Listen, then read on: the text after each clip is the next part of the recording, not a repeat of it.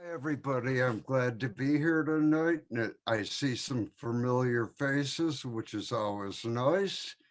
And I'm just really honored to be here. Pavilion was a very large part of my life. But I'm going to start by saying I'm John, I'm an addict. I use that terminology because I go to three different fellowships. I go to AA, NA, and Al-Anon. And I have found that NA says it the best, and that is a drug is a drug and alcohol is a drug. So that's basically my choice, and it's been very nice choice for me. But anyway, okay, I am here speaking. I came back to the pavilion meetings a while back, and it was so nice. I left Pavilion, I believe it's 2.5 years ago now, and I will start at the beginning with this and get to a lot of this stuff later, but I just wanted to clarify. So, my experience in recovery has been mixed up.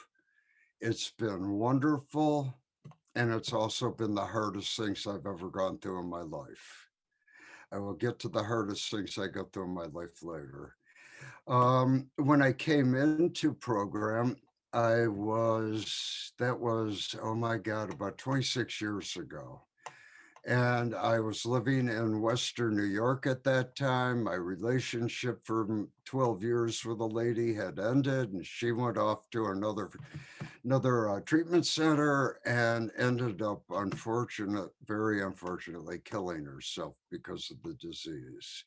And even 20 some odd years later, when I heard that she had done this, it made me cry. It broke my heart because I want everybody to get it. I want everybody to be able to take care of what the demons that were driving them. And she never could. She went through rehab like about three different times and was living out in, oh God, I'm sorry, I have a very bad memory, but Minneapolis. And she was married and she ended up taking her own life. So that was the start. I was alone. I was living out in East Aurora, New York, Holland, New York, which is over near where the Buffalo Bills play their football games in Orchard Park. That's the best I can do. And I was sitting there all alone. My life had become very, very secluded. I'm an isolationist by habit. I was an isolationist most of my life. And the only example I can give you was we lived in Canada at that point. And every summer, I would go back in the woods and I'd find a spot and I'd build a lean to, a tree house, something. And that's where I'd spend my summers. Some people would come back and hang out with me and be with me, but this is at the age of 12 through 15 or so. So, this is how I've lived my life in a lot of ways. But I was just miserable, miserable. I started off back in about 1967, and I immediately went to hard narcotics. I was 18 at that point, and all I can say is I was trying my hardest to kill myself. That's the best. Anyone who puts needles in their arms is trying to kill themselves. And that's what I did. I went to Woodstock, and it was 3 days of rain, mud, and occasionally some very good music.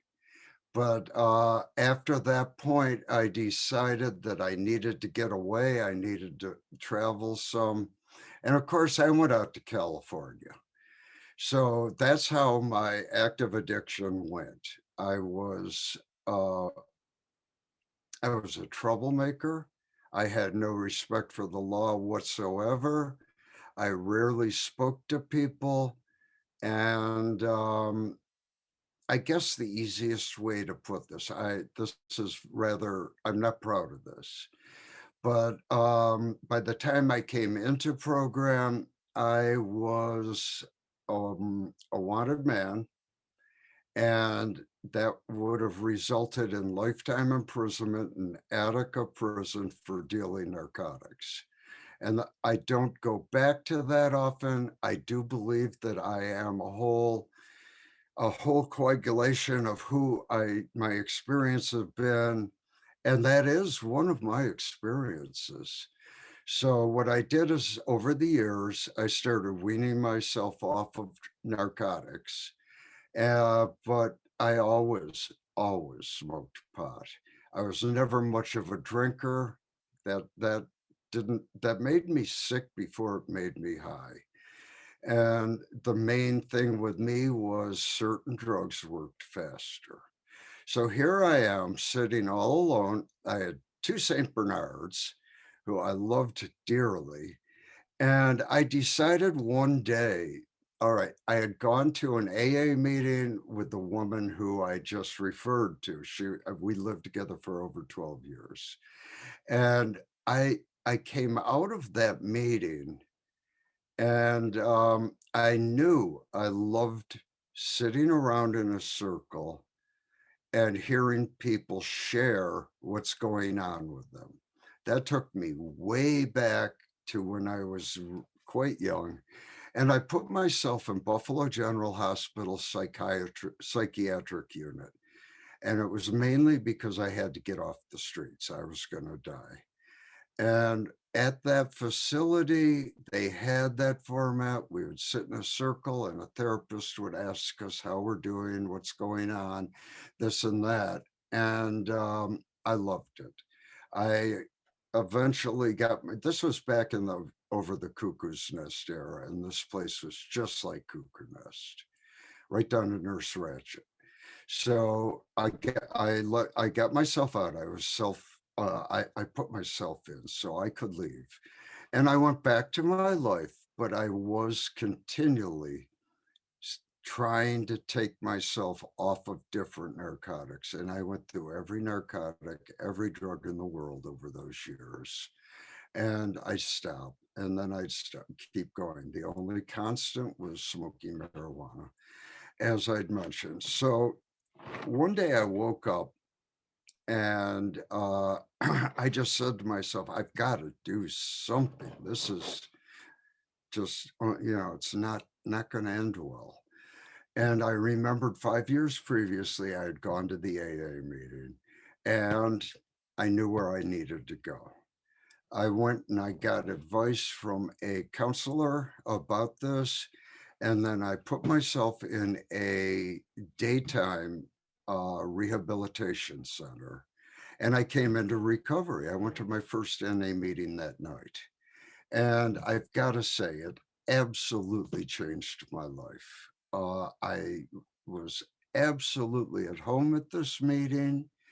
Of course, I sat in the parking lot and checked out the people first. I had to see what kind of people I was exposing myself to because I was so high and mighty.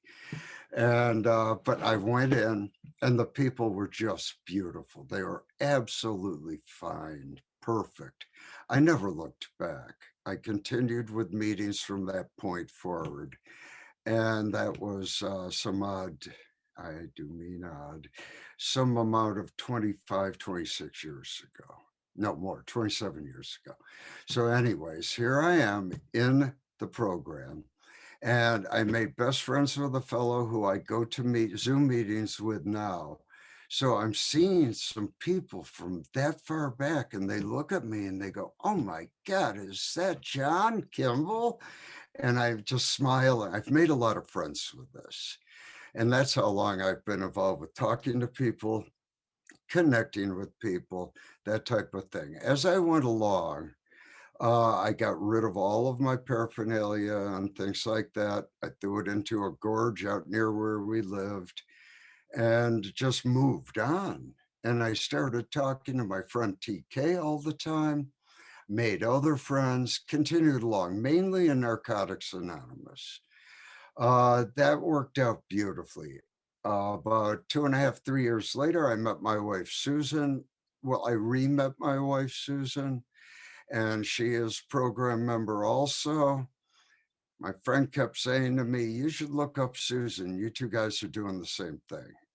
And I did. And of course, after an amount of time, we fell in love, got married, and we decided to move to Florida. My mother had Alzheimer's disease, and my wife is a caretaker, and I'm a caretaker. And we went down to Florida, spent 15 years there as my mother for 15 years progressed through, my hat's all wrong. Okay. Produced through all of the stages of Alzheimer's. And I took care of her, and my wife did all the research, everything. She is a master social worker and is a therapist. So she had the ability to do that. So over the 15 years, I went to a ton of meetings in Florida. I started meetings, I sponsored people, and I stayed clean. Um, it was a great experience. It was a good period of time. And well, my mother passed, and the main thing I had to say about this all was I looked in a mirror. My wife and I were with her when she passed. And I looked in a mirror and I said, "What the hell do I do now?" Because it had been so engrossing and so overwhelming to take care of her. So, what we did, I looked at my wife and I said, "Okay, we both wanted to move." We'd had the recession down in there, it got nasty. She said, "Well, when do you want to move?" And I said, "Well, I'm not going to sell out now. So, I think we need to give it some time." We gave it 5 years, and like I said, we moved up to North Carolina. Now, in Florida, before we moved, this is where it gets to the nasty stuff. I have to say honestly, my experience with the program has not always been a dance through the flowers. My experience with the program has included 3 brain surgeries and a group of back surgeries, which were more recent. But I had a tumor, they had to take it out, and the rehabilitation was 2 years after they did it. They sawed into my head and took the tumor out. I've never been the same since that happened. The repercussions from that type of surgery left me with next to no hear. God, I don't know which way, with no hearing in that ear, this ear. Sorry, and very, very dizzy. And as you may have noticed, I'm a little bit brain damaged. I'm a little bit scattered, and I'm able to continue with my life nicely, but it's never been the same. I went through 2 other surgeries there on my brain, and they both left me even worse after that. So I was not a fully functioning human being. I have been handicapped ever since then, walk with a cane, all of that. And then I said, "Where do you want to move, honey?" It was her turn. And she said, "I want to move up into the Smoky Mountains area near Asheville." And that's exactly what we did. We packed up all of our stuff. We packed up our 3 dogs and moved up to an area called Balsam, North Carolina. And that's right at the bottom of the state park. I am a photographer. I've been a photographer for well over 30 years on a professional level. I sell, I create, and it's what keeps me on the ground, without a doubt. The best example of that was my wife asked me one day, "When are you the happiest?" And I said, "I'm the happiest when I've got my little dog, Rosie, and she and I are up in the mountains taking photographs." And my wife's not surprised to hear that at all. So after I'd had these surgeries, I had 3 in Florida, and I've had two, two or three in North Carolina. Um, I continued to rehabilitate myself. I continued to take pictures. A lot of people tell me they look at my photographs on even Facebook. I put on Facebook too, just to sell stuff. And they look at my pictures and they can tell how I am that day, where I'm at, because I'm very self-biographical, autobiographical, I guess. Anyways, that's what I do. That's what keeps me going. As I was up there, um, I had a brain bleed that was horrible, and a couple other items that were really horrible. So the reason I'm saying this is to let you know what I've gone through in recovery, and that it's been really, really a difficult road for me.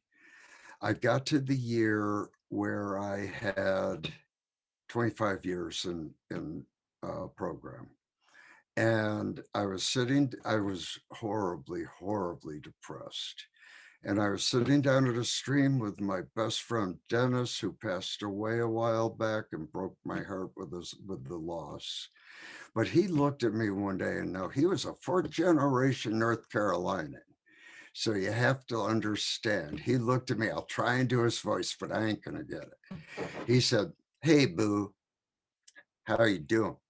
And I said, "I'm not doing well, D."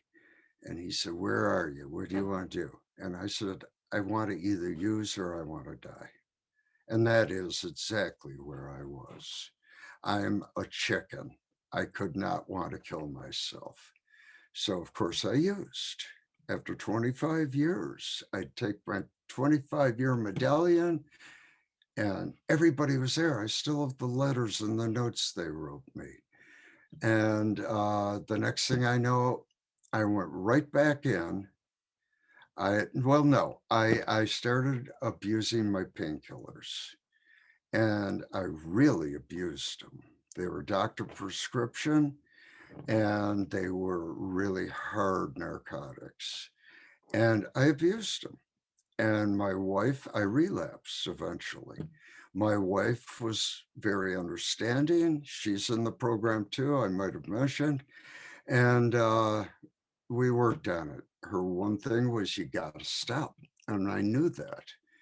And I did. I went in, all my friends were sitting there, and I went to a Narcotics Anonymous meeting. My sponsor, who I loved dearly at that point, and all my friends were there. I call them the tattoo boys because we're all heavily tattooed. And so my sponsor Ronan gave me my white tag. Everybody was there, and all of my wife Susan's friends were there, who were more acquaintances to me. It was the most loving, compassionate thing I'd been involved in a long time. What happened with me though was when my sponsor Ronan gave me my white key tag, I had read the book Drop the Rock, and very, very pivotal book in my life. And I was standing there with it in my hand, and I was supposed to say something, and I felt this load drop off of my shoulders. And it was really, really renewing. It was really, really wonderful for me. So I started back in the program, and just I considered myself a newcomer because I was. I was an absolute raw newcomer. And I stopped sponsoring people. And truthfully, I've not really sponsored people since then.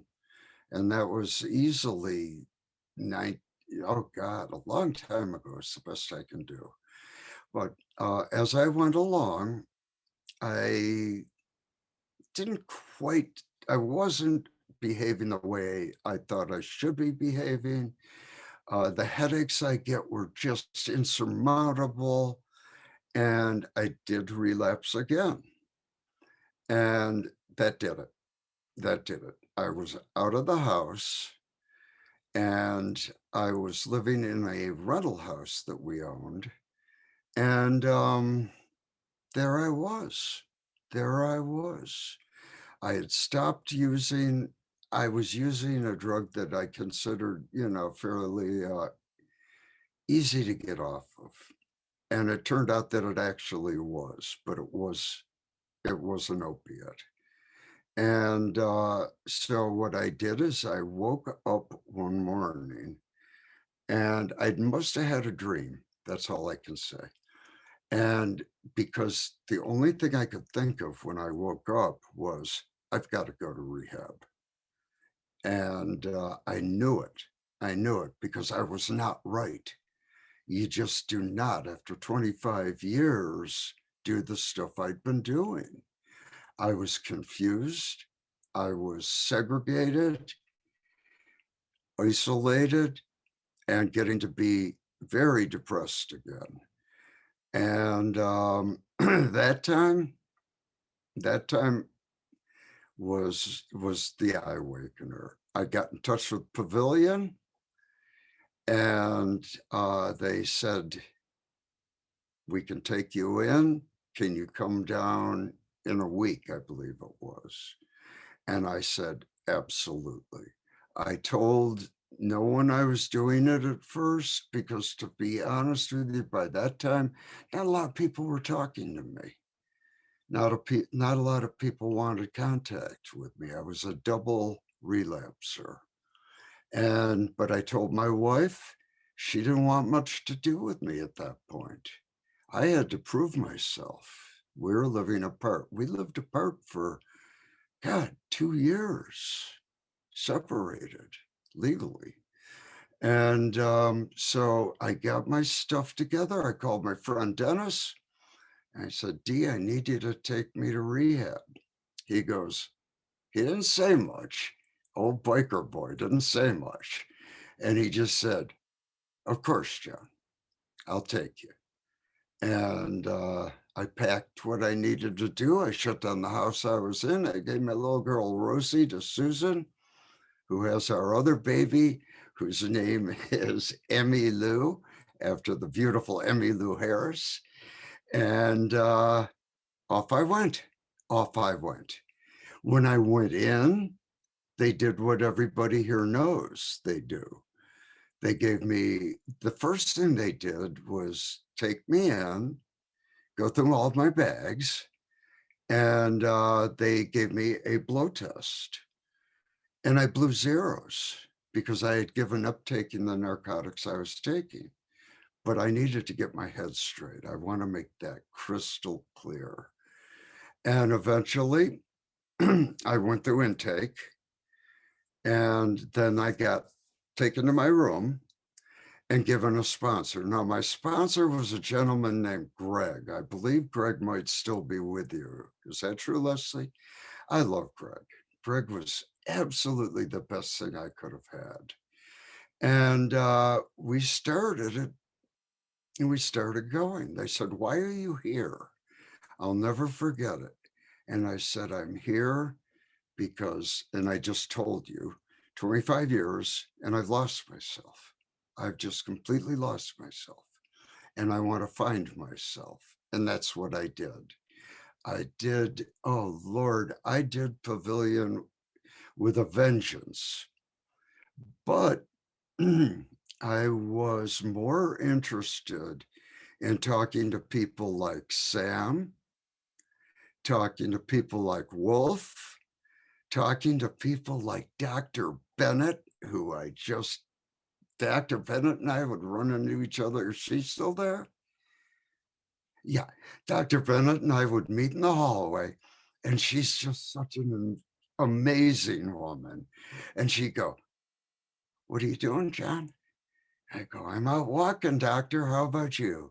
And she goes, I think I'm doing about the same thing. And, she would prowl at night. And here I am sitting talking to Dr. Bennett. And that was a gift, too. That was truly a gift. I got myself set up. I went to every meeting that I was supposed to go. I took part in every meeting I was supposed to take part in.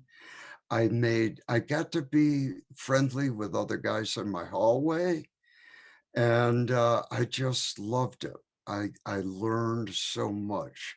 I would constantly be taking notes. I would constantly be listening to the speakers. I would be just soaking it up to the best of my ability. Eventually, I had worked with Sam. Sam and I had a relationship because he knew what was wrong with me. Not everybody there knew what was wrong with me at all. People there were trying to figure me out, to tell you the truth. And if they asked me, I'd tell them. But if they didn't, I didn't. So I started, um, I lost myself. I started becoming more and more immersed, more and more part of, more and more, I'm going to get everything I can. As I went along, I talked to Wolf a couple of times. Wolf would, I told him what was wrong with me. I told him what I was doing. And he told me that I was really in the right place, which I didn't get surprised at all by that. Dr. Bennett told me I was in the right place. Greg by sure told me I was in the right place. So I was getting what I consider grade A feedback, a really grade A feedback. So as I went through the program, the one thing I'll mention that really, really got me was there's a gentleman who did speaking one day at one of the group meetings, and he got out pictures of the brain, and he was showing the effect of drugs on your brain. But what I was seeing is where they went in through the side of my head, where they had operated to get a tumor out, and what had happened, why I had such bad side effects. And I got it. I got it. And that was pivotal, absolutely pivotal. I'm the kind of person who needs to know, why did that happen? And with all the feedback I got at Pavilion, I know exactly what happened. I know why it happened to me. I know why I relapsed. I relapsed because I wanted to. I don't blame the operations. I don't blame the doctor who gave me the narcotics. I blame myself. I'd had it, as I've mentioned. All right, it came time to leave, and some people were going to the next tier in Pavilion. And I talked to Greg, and Greg said, no, no, no, no, that's not what you're looking for, John. And Greg had led me like unbelievably. He took me through, I can't write and I have trouble reading. And he took me through different things by reading them to me. He would ask me, what's your answer to this question? Things like that. He was more than an amazing help to me, absolutely more.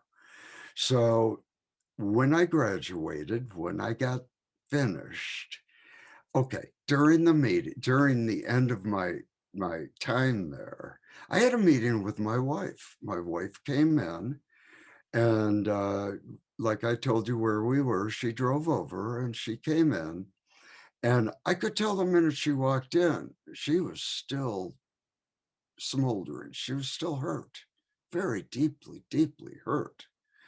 And so we talked, and it was a really nice talk that we had. And afterwards, but it was cold. But afterwards, Greg asked me, he said, well, how did you think it went, John? And I told just what I told you people just now. I thought she was cold. I thought I had work to do, and I didn't know if I was gonna, excuse me, be able to save the marriage. And he said, well, let's wait and see. Let's wait and see. And literally 3 days later, she called Greg. She had been calling Greg, and she called Greg, and she said, Greg, I'd like you to tell John it's okay to call me. And that was just like blew me away. And things went like that.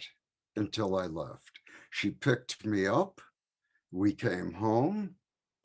And I did not move back in with her. She took me back down. I don't want to call it. I had a name for this house, Purgatory. She took me back down to Purgatory, and there I was. And I had to build my life again on the outside with the people who I knew. That was a nice thing. So I started going to meetings. I started talking to my old contacts. I started making new friends. That was the most important thing to me. I talked to everybody. I answered their questions because a lot of people had really weren't sure what the hell happened to me. And as we went along, it worked out to be really, really well. I felt good. I felt okay. The one thing, the most important thing that I came out of Pavilion with, and this came from Sam, I have to say straight out, Sam awoken me to feeling my depth of feelings. Sam woken me up to acceptance. Acceptance. Acceptance I had fought for years. I mean, I could tell. Dennis asked me, he goes, well, what about acceptance, Boo? And I said, God, acceptance is a bitch. And that was my outlook on it. It was in that impossible range for me. But I came out of it in acceptance, peace, meditating, praying. I got down on my knees in Pavilion and prayed. And I felt so connected. So I have, and I can honestly say this to you guys, ever since then, I have felt a feeling of complete acceptance. It stays with me. It's not always paramount. Sometimes I'll, momentarily lose it, but then I'll bring it back in. Because acceptance, in my opinion, if you practice it long enough, it becomes habit, just like yoga. And it is a program, just like yoga. And I do yoga. And I'm hoping, because I think acceptance might eventually lead to humility. And it makes me shiver to say that. But that would be something else. That would be something else. I read or I listen to tapes. I listen to recovery tapes.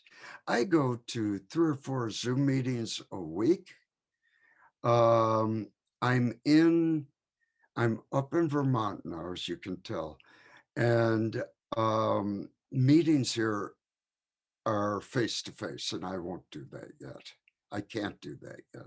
I got my second vaccination 3 days ago. I'm very happy about that. So what's happened is I came up to Vermont. My sister lives there. I've been living with her in Florida when I had the back operations. Now that's another thing. I have broken my back, and I have a electronic device in my back that is basically a TENS unit. And it's right here under the skin. And as I sit here right now, it kills the pain. It tells my brain I'm not in pain. This is what Florida's doing now, because Florida had the reputation narcotic town. I mean, you could get narcotics in Florida like nothing, anybody could get them. So now they have revamped that, and they do non-narcotic pain relief. And that's what I have. I've got wires going up my back, and I got wires going down my legs. And I swear to God, this time a year and a couple months ago, I couldn't walk. I was going to be in a wheelchair for the rest of my life. And now I am walking, I'm active, I'm gardening, and all the above. So I have gotten a lot of gifts. I believe in miracles. I always have believed in miracles because I'm a miracle. I am a miracle that I'm alive through my years of active addiction and that I'm alive in recovery. In recovery. Here I am, Vermont, at my sister's farmhouse. My sister is in assisted care living. I'm a caretaker. I told you that. And my sister asked me to be her power of attorney, everything, and asked me to take care of her as she starts into Alzheimer's too. And I am glad to do that because she's the only blood relative I have left in the world. And I'm going to take care of that girl because she is so funny and it's so rewarding. Bottom line, here I am in Vermont. My wife is still in North Carolina. And we had been talking about getting together, back together.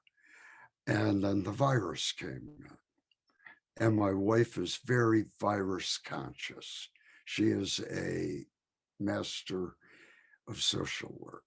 And she just her whole business is all around that type of stuff.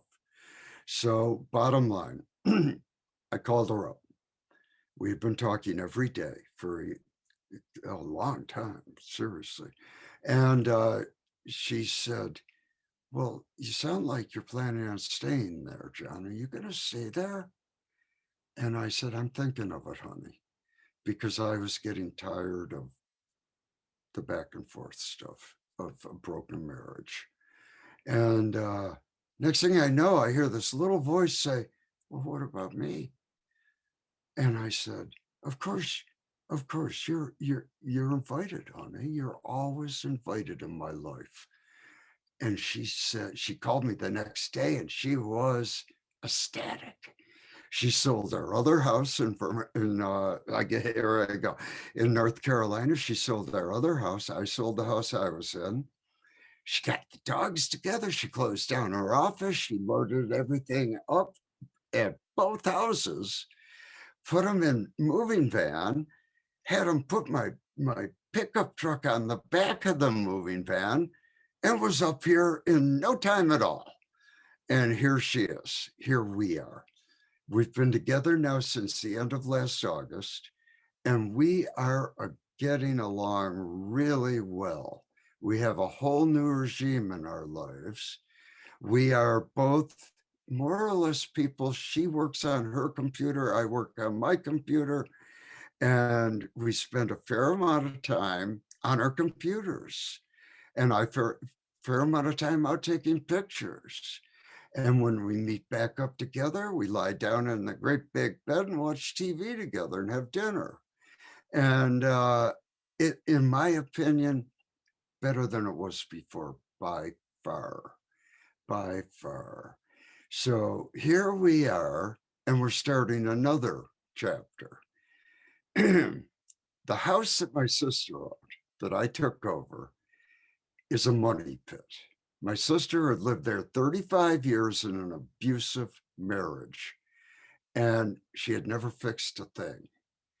And we came into the house, and all of a sudden, we're pouring lots and lots of money into this house.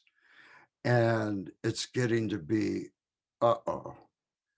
And there's a lot of acreage included with this house.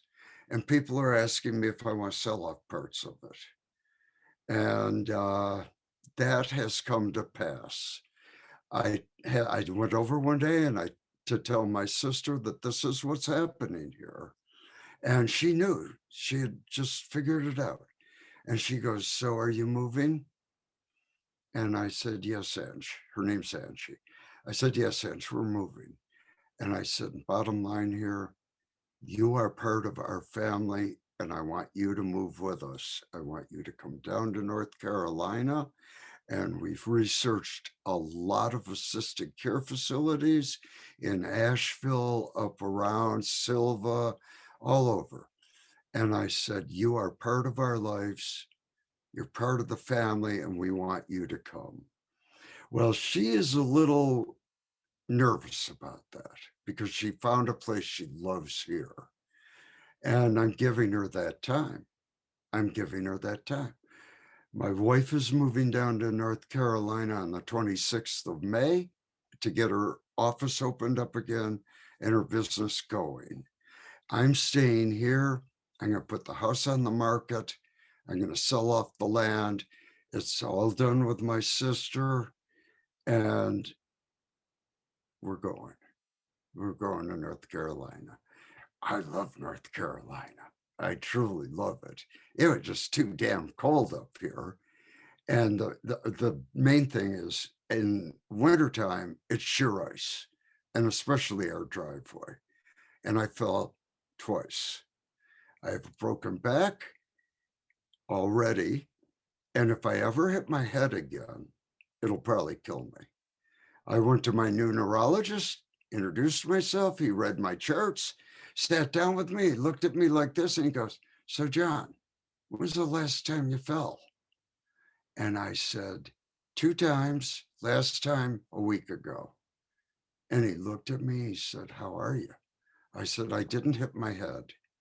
And he said, "John, you got to move. You can't live there. You can't live there year round." And we, 3? Yeah, 3 minutes. Huh? 3 minutes. Oh, I'll finish up. Can't live there all the time. So we're moving, going to North Carolina. We have bought a house in North Carolina right outside Waynesville, and we're moving. I have to tell you right now, my wife and I have never been happier. I have never been happier. I love Pavillon deeply, and I give them credit for bringing me back to me. Thank you very much, and I love you guys.